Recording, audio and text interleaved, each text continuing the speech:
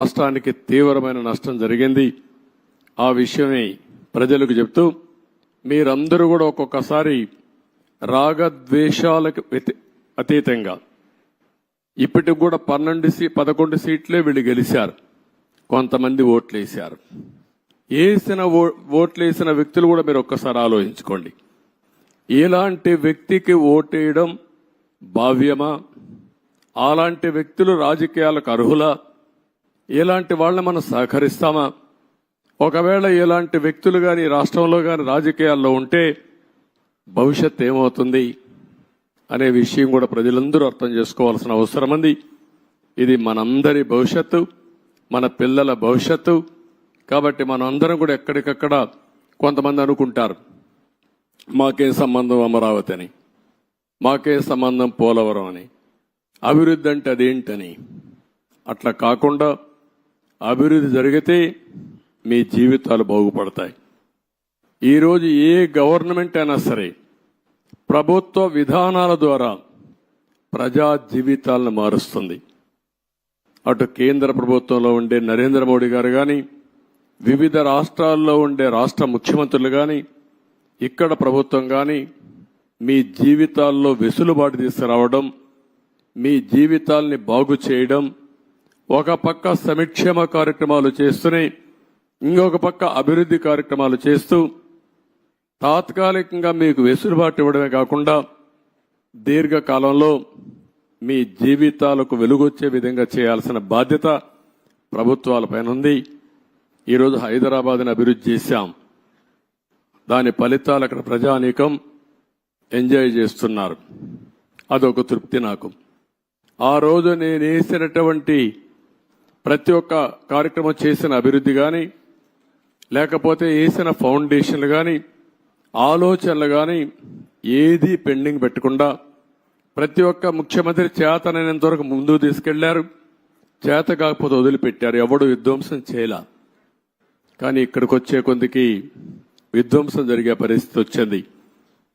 ఒక్క విధానం మీరు గుర్తుపెట్టుకోవాలి. ఒక్క ఐటీకి ప్రాధాన్యత ఇస్తే ఈరోజు ప్రపంచంలోనే తెలుగువారు బ్రహ్మాండంగా రాణించే పరిస్థితికి వచ్చారు. ఎన్నో సంవత్సరాలు కాలేదు, 25 సంవత్సరాలే. 25 సంవత్సరాల్లో ఎన్నో దేశాలకు వెళ్లిపోయారు. నన్ను అరెస్ట్ చేసినప్పుడు చూస్తే నా జీవితంలో ఎప్పుడూ మర్చిపోలేను. 70-80 దేశాల్లో నిరసన తెలియజేశారంటే ఆ దేశాల్లో వీళ్ళు ఉన్నారని ఆశ్చర్యం వేసే పరిస్థితికి వచ్చింది. నిన్న కూడా మీరు చూశారు ఎన్నికల్లో అందరూ కూడా ఉదయం 8 గంటలకు 7 గంటలకు వచ్చి రాత్రి 2 గంటల వరకు ఓట్లేశారు.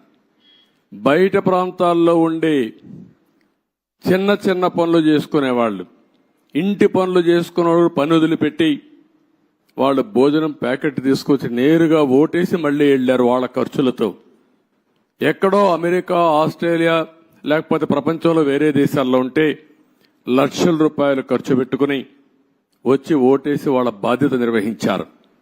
ఈ విషయం ప్రతి ఒక్కరూ గుర్తుపెట్టుకోవాల్సిన అవసరం ఉంది. ఓటేయడం మీ బాధ్యత అనుకోని ఈ 5 ఏళ్లు చేసిన విధ్వంసం చూసిన తర్వాత మళ్లీ మేము భరించలేమనే ఉద్దేశంతో మీరు ముందుకు వచ్చారు. కానీ ఈరోజు నేను ఇక్కడుండే ప్రజానీకాన్ని కోరేది ఒకటే, అనునిత్యం మీరు ఆలోచించాల్సిన అవసరం ఉంది. మాకు కూడా మీరు ఒక స్ఫూర్తిని ఇవ్వాల్సిన అవసరం ఉంది. ఎక్కడికక్కడ గైడెన్స్ ఇస్తా ఉంటే, మాకు కూడా ఆలోచనలు ఇస్తా ఉంటే మా ఆలోచనలు మీ యొక్క సమస్యలు రెండు కూడా జోడించుకుని మెరుగైన ప్రజా విధానాలకు రూపకల్పన చేస్తాం. దానివల్ల మీ జీవితాల్లో మంచి జరుగుతుంది. ఏ కార్యక్రమం చేసినా ప్రజల కోసం చేస్తాం కాబట్టి ప్రజలు ఇందులో భాగస్వాములు కావాల్సిన అవసరం ఉంది. అందుకే మొన్న పోలవరం పోయినప్పుడు కూడా చాలా స్పష్టంగా చెప్పాను. ఈరోజు అమరావతికి వచ్చినప్పుడు చాలా స్పష్టంగా చెప్తున్నా. అన్ని విషయాలు ఏమాత్రం అరమరకలు లేవు. మొత్తం మేము ముందర పెడతాం. మేము చేసే ప్రతి ఒక్క పని మీ యొక్క భవిష్యత్తు కోసం చేసే పని కాబట్టి మిమ్మల్ని అందరినీ భాగస్వాములు చేయడం మా ప్రధానమైన కర్తవ్యం ప్రజాస్వామ్యంలో. ఇది చేస్తూనే ఎప్పటికప్పుడు నిర్ణయాలు కూడా తీసుకుంటాం.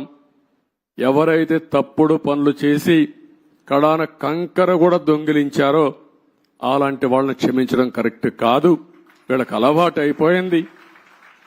అవి చేయడంగానే కాకుండా మళ్ళీ ఇక్కడ వాళ్ళ ఇష్ట ప్రకారం రౌడీజం చేయడం, అందరినీ బెదిరించడం, అడ్డం వస్తే కొట్టడం, ఇష్టానుసారంగా ప్రవర్తించడం అన్నీ జరిగాయి.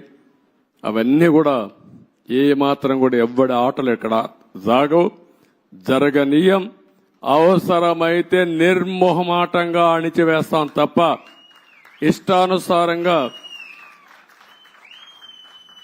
మేమేం చేసినా జరుగుతుంది.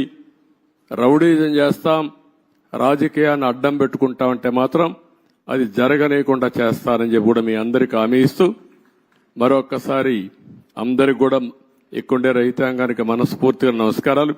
మిగిలిన అన్ని విషయాలు మాట్లాడతాను. మీకు ఏదైనా క్వశ్చన్స్ ఉంటే 1 or 2 media.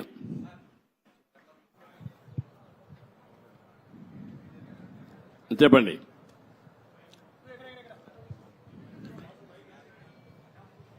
Mic. Hello sir, 1 minute mike. Mike ఎవరు ఇక్కడ? ఎవరికి ఇచ్చారు? సార్, గత ముఖ్యమంత్రి ఈ రాజధానిలో ఈ బిల్డింగ్స్ పరిశీలించుంటే ప్రజావేదికను కూల్చేసినట్టు ఇవి కూడా డిమాలిష్ చేసేవాడేమో సార్. అది దేవుడు కాపాడాడు. ఒక ఉన్మాది బారి నుంచి ఇంకా ఫర్దర్ గా కూల్చేయకుండా దేవుడే కాపాడాడు అమరావతిని. అందుకే నేను చెప్పాను, కొన్ని 16,000 గ్రామాల్లో పూజలు చేసి పవిత్రమైన మట్టిని, పవిత్రమైన జలాలను తీసుకొచ్చారు ఇక్కడికి. పార్లమెంటు సాక్షిగా ప్రధానమంత్రి తీసుకొచ్చాడు.